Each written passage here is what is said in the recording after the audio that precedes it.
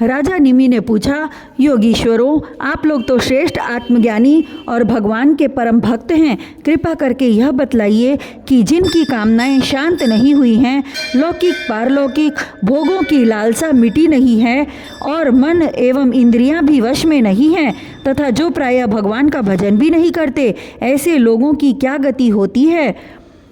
अब 8वें योगीश्वर चमस जी ने कहा, राजन, विराट पुरुष के मुख से सत्य प्रधान ब्राह्मण, भुजाओं से सत्य रज प्रधान क्षत्रिय, जांघों से रजतम प्रधान वैश्य और चरणों से तम प्रधान शूद्र की उत्पत्ति हुई है। उन्हीं की जंघा से गृहस्थ आश्रम, हृदय से ब्रह्मचर्य, वक्षस्थल से वानप्रस्थ और मस्तक से संन्यास, ये 4 आश्रम प्रकट हुए हैं। इन चारों वर्णों और आश्रमों के जन्मदाता स्वयं भगवान ही हैं। वही इनके स्वामी, नियंता और आत्मा भी हैं। इसलिए इन वर्ण और आश्रम में रहने वाला जो मनुष्य भगवान का भजन नहीं करता बल्कि उल्टा उनका अनादर करता है, वह अपने स्थान, वर्ण, आश्रम और मनुष्य योनि से भी च्युत हो जाता है, उसका अधःपतन हो जाता है। बहुत सी स्त्रियां और शूद्र आदि भगवान की कथा और उनके नाम कीर्तन आदि से कुछ दूर पड़ गए हैं। वे आप जैसे भगवत भक्तों की दया के पात्र हैं। आप लोग उन्हें कथा कीर्तन की सुविधा देकर उनका उद्धार करें। ब्राह्मण, क्षत्रिय और वैश्य जन्म से, वेदाध्ययन से तथा यज्ञोपवीत आदि संस्कारों से भगवान के चरणों के निकट तक पहुंच चुके हैं। फिर भी वे वेदों का असली तात्पर्य न समझकर अर्थवाद में लगकर मोहित हो जाते हैं। उन्हें कर्म का रहस्य मालूम नहीं है। मूर्ख होने पर भी वे अपने को पंडित मानते हैं और अभिमान में अकड़े रहते हैं। वे मीठी मीठी बातों में भूल जाते हैं कि केवल वस्तु शून्य शब्द माधुरी के मोह में पड़कर चटकीली भड़कीली बातें कहा करते हैं। रजोगुण की अधिकता के कारण उनके संकल्प बड़े घोर होते हैं। कामनाओं की तो सीमा ही नहीं रहती। उनका क्रोध भी ऐसा होता है जैसे सांप का बनावट और घमंड से उन्हें प्रेम होता है। वे पापी लोग भगवान के प्यारे भक्तों की हंसी उड़ाया करते हैं। वे मूर्ख बड़े बूढ़ों की नहीं, स्त्रियों की उपासना करते हैं। यही नहीं, वे परस्पर इकट्ठे होकर उस घर गृहस्थी के संबंध में ही बड़े बड़े मंसूबे बांधते हैं जहाँ का सबसे बड़ा सुख स्त्री सहवास में ही सीमित है। वे यदि कभी यज्ञ भी करते हैं तो अन्नदान नहीं करते, विधि का उल्लंघन करते और दक्षिणा तक नहीं देते हैं। वे कर्म का रहस्य न जानने वाले मूर्ख केवल अपनी जीभ को संतुष्ट करने और पेट की भूख मिटाने, शरीर को पुष्ट करने के लिए बेचारे पशुओं की हत्या करते हैं। धन, वैभव, कुलीनता, विद्या, दान, सौंदर्य, बल और कर्म आदि के घमंड से अंधे हो जाते हैं तथा वे दुष्ट उन भगवत प्रेमी संतों तथा ईश्वर का भी अपमान करते रहते हैं। राजन, वेदों ने इस बात को बार बार दोहराया है कि भगवान आकाश के समान नित्य निरंतर समस्त शरीरधारियों में स्थित हैं। वे ही अपने आत्मा और प्रियतम हैं, परंतु वे मूर्ख इस वेदवाणी को तो सुनते ही नहीं और केवल बड़े बड़े मनोरथों की बात आपस में कहते सुनते रहते हैं। वेद विधि के रूप में ऐसे ही कर्मों के करने की आज्ञा देता है कि जिनमें मनुष्यों की स्वाभाविक प्रवृत्ति नहीं होती। संसार में देखा जाता है कि मैथुन, मांस और मद्य की ओर प्राणी की स्वाभाविक प्रवृत्ति हो जाती है, तब उसे उसमें प्रवृत्त करने के लिए विधान तो हो ही नहीं सकता। ऐसी स्थिति में विवाह यज्ञ और सौत्रामणि यज्ञ के द्वारा ही जो उनके सेवन की व्यवस्था दी गई है, उसका अर्थ है कि लोगों की उच्छृंखल प्रवृत्ति का नियंत्रण, उनका मर्यादा में स्थापन, वास्तव में उनकी ओर से लोगों को हटाना ही श्रुति को अभिष्ट है। धन का एकमात्र फल है धर्म, क्योंकि धर्म से ही परम तत्व का ज्ञान और उसकी निष्ठा अपरोक्ष अनुभूति सिद्ध होती है और निष्ठा में ही परम शांति है। परंतु यह कितने खेद की बात है कि लोग उस धन का उपयोग घर गृहस्थी के स्वार्थों में या काम भोग में ही करते हैं और यह नहीं देखते कि हमारा यह शरीर मृत्यु का शिकार है और वह मृत्यु किसी प्रकार भी टाली नहीं जा सकती। श्रोत्रामणि यज्ञ में भी सुरों को सूंघने का ही विधान है, पीने का नहीं। यज्ञ में पशु का आलभन स्पर्श मात्र ही विहित है, हिंसा नहीं। इसी प्रकार अपनी धर्मपत्नी के साथ मैथुन की आज्ञा भी विषय भोग के लिए नहीं, धार्मिक परंपरा की रक्षा के निमित्त संतान उत्पन्न करने के लिए ही दी गई है। परंतु जो लोग अथर्ववाद के वचनों में फंसे हैं अर्थवाद के वचनों में फंसे हैं, विषयी हैं, वे अपने इस विशुद्ध धर्म को जानते ही नहीं। जो इस विशुद्ध धर्म को नहीं जानते वे घमंडी वास्तव में तो दुष्ट हैं, परंतु समझते हैं अपने को श्रेष्ठ। वे धोखे में पड़े हुए लोग पशुओं की हिंसा करते हैं और मरने के बाद वे पशु ही उन मारने वालों को खाते हैं। यह शरीर मृतक शरीर है, इसके संबंधी भी इसके साथ ही छूट जाते हैं। जो लोग इस शरीर से तो प्रेम की गांठ बांध लेते हैं और दूसरे शरीरों में रहने वाले अपने ही आत्मा एवं सर्वशक्तिमान भगवान से द्वेष करते हैं, उन मूर्खों का अधः पतन निश्चित है। जिन लोगों ने आत्मज्ञान संपादन करके कैवल्य मोक्ष नहीं प्राप्त किया है और जो पूरे मूढ़ भी नहीं हैं, वे अधूरे न इधर के हैं और न उधर के।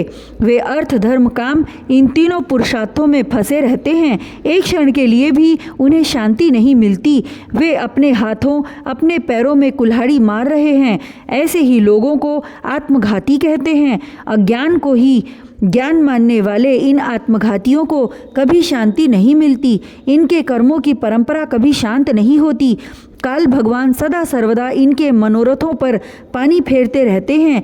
इनके हृदय की जलन विषाद कभी मिटने का नहीं। राजन, जो लोग अंतर्यामी भगवान श्री कृष्ण से विमुख हैं, वे अत्यंत परिश्रम करके गृह, पुत्र, मित्र और धन संपत्ति इकट्ठी करते हैं, परंतु उन्हें अंत में सब कुछ छोड़ देना पड़ता है और न चाहने पर भी विवश होकर घोर नरक में जाना पड़ता है। भगवान का भजन न करने वाले विषयी पुरुषों की यही गति होती है। राजा निमि ने पूछा, योगीश्वरों, आप लोग कृपा करके यह बतलाइए कि भगवान किस समय किस रंग कौन सा आकार स्वीकार करते हैं और मनुष्य किन किन नामों और विधियों से उनकी उपासना करते हैं। अब नवे योगीश्वर कार भाजन जी ने कहा, राजन, 4 युग हैं, सत्य, त्रेता, द्वापर और कली। इन युगों में भगवान के अनेकों रंग, नाम और आकृतियाँ होती हैं तथा विभिन्न विधियों से उनकी पूजा की जाती है। सतयुग में भगवान के श्री विग्रह का रंग होता है श्वेत, उनके 4 भुजाएं और सिर पर जटा होती है तथा वे वल्कल का ही वस्त्र पहनते हैं। काले मृग का चर्म, यज्ञोपवीत, रुद्राक्ष की माला, दंड और कमंडलु धारण करते हैं। सतयुग के मनुष्य बड़े शांत, परस्पर बैर रहित, सबके हितैषी और समदर्शी होते हैं। वे लोग इंद्रियों और मन को वश में रखकर ध्यान रूप तपस्या के द्वारा सबके प्रकाशक परमात्मा की आराधना करते हैं। वे लोग हंस, सुपर्ण, बैकुंठ, धर्म, योगेश्वर, अमल, ईश्वर, पुरुष, अव्यक्त और परमात्मा आदि नामों के द्वारा भगवान के गुण, लीला आदि का गान करते हैं। राजन, त्रेता युग में भगवान के श्री विग्रह का रंग होता है लाल, 4 भुजाएं होती हैं और कटी भाग में वे 3 मेखला धारण करते हैं। उनके केश सुनहले होते हैं और वे वेद प्रतिपादित यज्ञ के रूप में रहकर श्रुक, श्रुआ आदि यज्ञ पात्रों को धारण किया करते हैं। उस युग के मनुष्य अपने धर्म में बड़ी निष्ठा रखने वाले और वेदों के अध्ययन अध्यापन में बड़े प्रवीण होते हैं। वे लोग ऋग्वेद, यजुर्वेद और सामवेद वेद त्रयी के द्वारा सर्ववेद स्वरूप देवाधिदेव भगवान श्री हरि की आराधना करते हैं। त्रेता युग में अधिकांश लोग विष्णु, यज्ञ, पुष्णिगर्भ, सर्वदेव, उरुक्रम, वृषाकपि, जयंत और उरुगाय आदि नामों से उनके गुण और लीला आदि का कीर्तन करते हैं। राजन, द्वापर युग में भगवान के श्री विग्रह का रंग होता है सांवला। वे पीतांबर तथा शंख, चक्र, गदा आदि अपने आयुध धारण करते हैं। वक्षः स्थल पर श्रीवत्स का चिन्ह, भृगुलता, कौस्तुभ मणि आदि लक्षणों से वे पहचाने जाते हैं। राजन, उस समय जिज्ञासु मनुष्य महाराजों के चिन्ह, छत्र, चवर आदि से युक्त परम पुरुष भगवान की वैदिक और तांत्रिक विधि से आराधना करते हैं।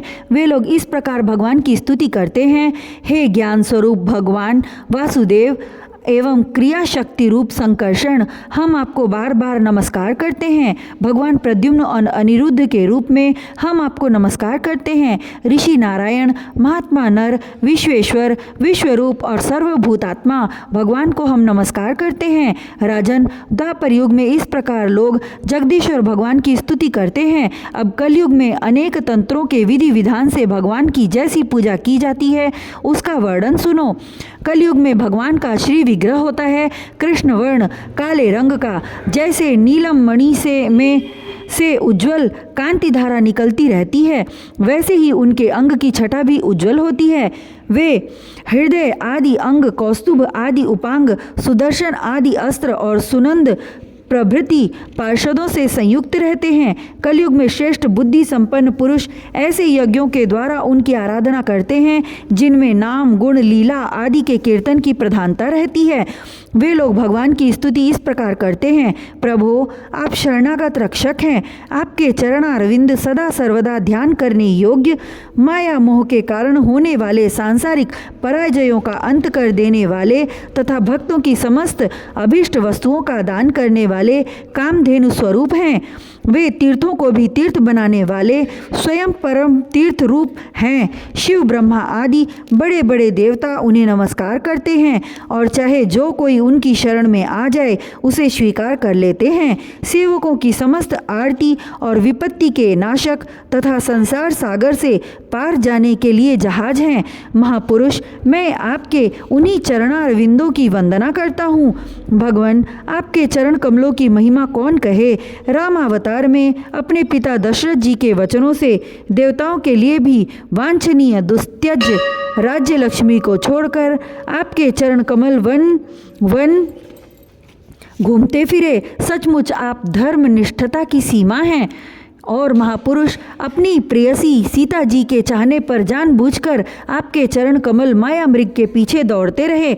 सचमुच आप प्रेम की सीमा हैं। प्रभो, मैं आपके उन्हीं चरणारविंदों की वंदना करता हूँ। राजन, इस प्रकार विभिन्न युगों के लोग अपने अपने युग के अनुरूप नाम रूपों द्वारा विभिन्न प्रकार से भगवान की आराधना करते हैं। इसमें संदेह नहीं कि धर्म, अर्थ, काम, मोक्ष सभी पुरुषार्थों के एकमात्र स्वामी भगवान श्री हरि ही हैं।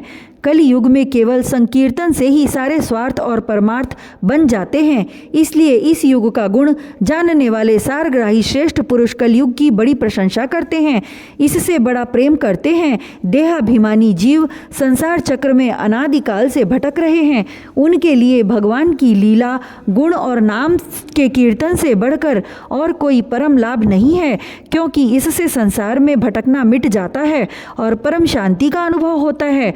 राजन, सत्ययुग, त्रेता और द्वापर को प्रजा चाहती है कि हमारा जन्म कलयुग में हो, क्योंकि कलयुग में कहीं कहीं भगवान नारायण के शरणागत उन्हीं के आश्रय में रहने वाले बहुत से भक्त उत्पन्न होंगे। महाराज विदेह, कलयुग में द्रविड़ देश में अधिक भक्त पाए जाते हैं, जहाँ ताम्रपर्णी, कृतमाला, पयस्विनी, परम पवित्र कावेरी, महानदी और प्रतीची नाम की नदियाँ बहती हैं। राजन, जो मनुष्य इन नदियों का जल पीते हैं प्रायः उनका अंतःकरण शुद्ध हो जाता है और वे भगवान वासुदेव के भक्त हो जाते हैं। राजन, जो मनुष्य यह करना बाकी है, यह करना आवश्यक है इत्यादि कर्म वासनाओं का अथवा भेद बुद्धि का परित्याग करके सर्वात्म भाव से शरणागत वत्सल प्रेम के वरदानी भगवान मुकुंद की शरण में आ गया है, वह देवताओं, ऋषियों, पितरों, प्राणियों, कुटुंबियों और अतिथियों के ऋण से उऋण हो जाता है। वह किसी के अधीन, किसी का सेवक, किसी के बंधन में नहीं रहता। जो प्रेमी भक्त अपने प्रियतम भगवान के चरण कमलों का अनन्य भाव से दूसरी भावनाओं, आस्थाओं, वृत्तियों और प्रवृत्तियों को छोड़कर भजन करता है, उससे पहली बात तो यह है कि पाप कर्म होते ही नहीं, परंतु यदि कभी किसी प्रकार हो भी जाएं तो परम पुरुष भगवान श्री हरि उसके हृदय में बैठकर सब धो बहा देते और उसके हृदय को शुद्ध कर देते हैं। नारद जी कहते हैं, वसुदेव जी, मिथिला नरेश, राजा निमि 9 योगीश्वरों से इस प्रकार भागवत धर्मों का वर्णन सुनकर बहुत ही आनंदित हुए। उन्होंने अपने ऋत्वज और आचार्यों के साथ ऋषभ नंदन 9 योगीश्वरों की पूजा की। इसके बाद सब लोगों के सामने ही वे सिद्ध अंतर्ध्यान हो गए। विदेहराज निमि ने उनसे सुने हुए भागवत धर्मों का आचरण किया और परम गति प्राप्त की। महाभाग्यवान वसुदेव जी, मैंने तुम्हारे आगे जिन भागवत धर्मों का वर्णन किया है, तुम भी यदि श्रद्धा के साथ इनका आचरण करोगे तो अंत में सब आसक्तियों से छूटकर भगवान का परम पद प्राप्त कर लोगे। वासुदेव जी, तुम्हारे और देवकी के यश से तो सारा जगत भरपूर हो रहा है, क्योंकि सर्वशक्तिमान भगवान श्री कृष्ण तुम्हारे पुत्र के रूप में अवतीर्ण हुए हैं। तुम लोगों ने भगवान के दर्शन, आलिंगन तथा बातचीत करने एवं उन्हें सुलाने, बैठाने, खिलाने आदि के द्वारा वात्सल्य स्नेह करके अपना हृदय शुद्ध कर लिया है। तुम परम पवित्र हो गए हो। वासुदेव जी, शिशुपाल, पौंड्रिक और शाल्व आदि राजाओं ने तो बैर भाव से श्री कृष्ण की चाल ढाल, लीला, बिलास, चितवन, बोलन आदि का स्मरण किया था। वह भी नियमानुसार नहीं, सोते, बैठते, चलते फिरते स्वाभाविक रूप से ही। फिर भी उनकी चित्तवृत्ति श्री कृष्णाकार हो गई और वे सारूप्य मुक्ति के अधिकारी हुए। फिर जो लोग प्रेम भाव और अनुराग से श्री कृष्ण का चिंतन करते हैं, उन्हें श्री कृष्ण की प्राप्ति होने में कोई संदेह है क्या? वासुदेव जी, तुम कृष्ण को केवल अपना पुत्र ही मत समझो। वे सर्वात्मा, सर्वेश्वर, कारणातीत और अविनाशी हैं। उन्होंने लीला के लिए मनुष्य रूप प्रकट करके अपना ऐश्वर्य छिपा रखा है। वे पृथ्वी के भारभूत राजवेशधारी असुरों का नाश और संतों की रक्षा करने के लिए तथा जीवों को परम शांति और मुक्ति देने के लिए ही अवतीर्ण हुए हैं, और इसी के लिए जगत में उनकी कीर्ति भी गाई जाती है। श्री सुखदेव जी कहते हैं, प्रिय परीक्षित, नारद जी के मुख से यह सब सुनकर परम भाग्यवान वसुदेव जी और परम भाग्यवती देवकी जी को बड़ा ही विस्मय हुआ। उनमें जो कुछ माया मोह अवशेष था उसे उन्होंने तत्क्षण छोड़ दिया। राजन, यह इतिहास परम पवित्र है।